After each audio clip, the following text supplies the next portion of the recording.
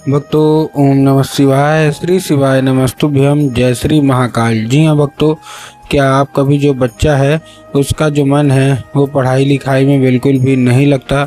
आप लोग बहुत ज़्यादा परेशान है उसकी पढ़ाई को लेके कि आखिरकार हमारा जो बच्चा है वो पढ़ता क्यों नहीं है। जब भी आप उसको पढ़ाने के लिए बैठाते हो तो कहीं वो घूमने चला जाएगा, कहीं वो खेलने चला जाएगा, कहीं वो कुछ करेगा, कहीं कुछ, लेकिन पढ़ेगा बस बिल्कुल भी नहीं। और आपके समझ में भी नहीं आता कि आखिर ऐसा क्या हो गया जिसके कारण आपका जो बच्चा है उसका जो मन है वो पढ़ाई लिखाई में बिल्कुल भी नहीं लगता। तो आपको परेशान होने की बिल्कुल भी आवश्यकता नहीं है, क्योंकि आज जो मैं आपको उपाय बताने वाला हूँ, अगर आपने उसको ध्यान से सुन के और अच्छे तरीके से कर लिया तो अवश्य रूप से इच्छा मनोकामना जो है वो पूरी होगी ही होगी।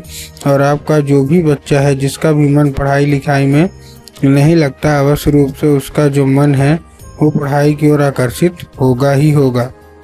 ठीक है, देखिए आपको भी पता है कि पूज्य गुरुदेव की जो कथा होती है इसमें लाखों की भीड़ आती है। कैसी भीड़ आती है? लाखों की भीड़ आती है। और जब गुरुदेव की कथा में लाखों की भीड़ आती है तो वहाँ ज़्यादातर जो भक्त होते हैं वो क्या करते हैं, पत्र के द्वारा अपनी इच्छा और पत्र के द्वारा अपनी मनोकामना जो होती है ना वो गुरुदेव तक पहुँचाते हैं। तो अभी गुरुदेव की कथा चल रही थी, आज से 4 से 5 महीना पहले की बात है। गुरुदेव की कथा चल रही थी और गुरुदेव की कथा में लाखों की भीड़ आई। अब जैसे ही गुरुदेव की कथा में लाखों की भीड़ आई तो वहाँ ज़्यादातर जो भक्त थे उन्होंने क्या किया, पत्र के द्वारा अपनी इच्छा और पत्र के द्वारा अपनी मनोकामना जो थी ना वो गुरुदेव तक पहुंचाई। अब जैसे ही गुरुदेव के पास पत्र पहुंचा और गुरुदेव ने पत्र पढ़ा तो वहाँ गुरुदेव ने देखा कि ज़्यादातर जो भक्त हैं उनकी क्या है, केवल और केवल एक ही इच्छा और एक ही मनोकामना है, क्या कि गुरुदेव हमारे घर का एक बच्चा है उसका जो मन है ना वो पढ़ाई लिखाई में बिल्कुल भी नहीं लगता।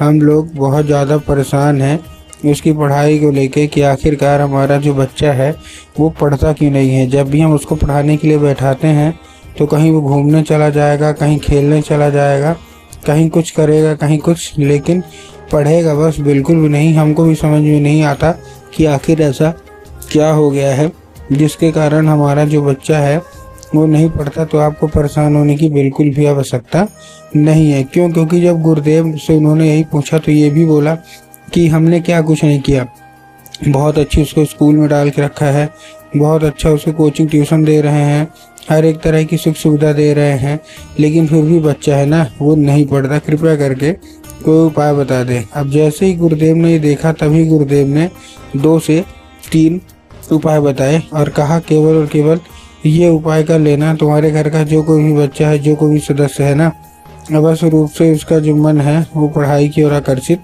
होगा ही होगा। अब जैसे ही गुरुदेव ने उपाय बताया तो लोगों ने जा जाके इस उपाय को घर में करना शुरू कर दिया। अब जैसे ही लोगों ने जा जाके इस उपाय को घर में करना शुरू कर दिया, वही लोग गुरुदेव की कथा में मात्र 1 से 1.5 महीने के बाद वापस आए।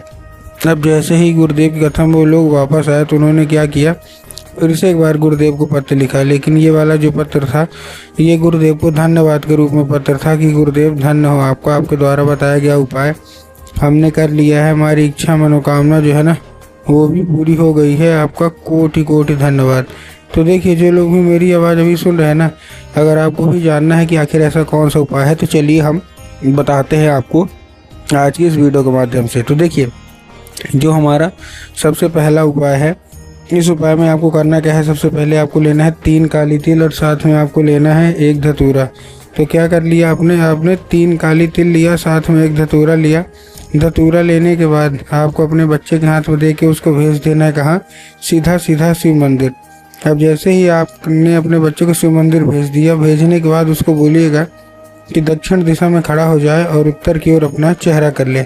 अब देखिए दक्षिण और उत्तर में ना बहुत सारे लोग कंफ्यूज होते हैं कि दक्षिण क्या है उत्तर क्या है, हमको थोड़ा साफ साफ बताओ।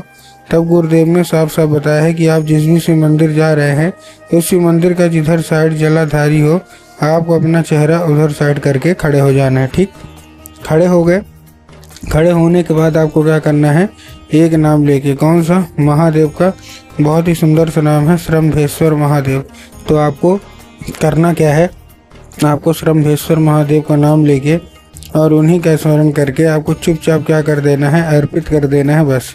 पूज्य गुरुदेव कहते हैं कि अगर आपने ऐसा कर लिया तो अवश्य रूप से इच्छा मनोकामना जो है वो पूरी होगी ही होगी।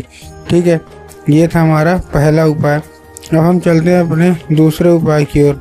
अब देखिए, जो हमारा दूसरा उपाय है, इस उपाय में आपको करना क्या है, इस उपाय में सिंपल से जितनी भी माताएं हैं, आपको एक लाल फूल लेना है। ठीक, और लाल फूल तो ले लिया, लेकिन इस उपाय को करने के लिए आपके घर में माता सरस्वती की फोटो या मूर्ति होना अति अनिवार्य है।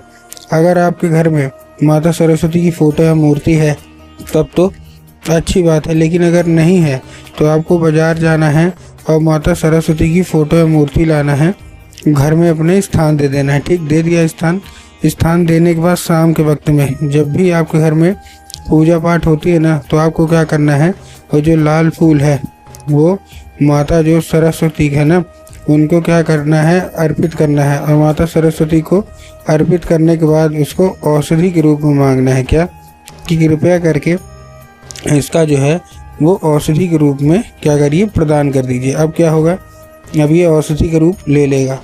अब आपको करना क्या है, अब आपको सिंपल से काम करना है उसी रात। ठीक ना, क्या करना है, उसी रात जब आपका बच्चा अच्छे तरीके से खाना पीना खा के सो जाए, तो आपका क्या करना है, जैसे खाना पीना खा के सो जाए तो लाल फूल जो है वो उठाना है और क्या करना है, माता जो सरस्वती है ना, उनको अर्पित करने के बाद उसी रात जब आपका बच्चा अच्छे से खाना पीना खा के सो जाए तो उसके सर पे 2 से 3 बार आपको फेर देना है बस।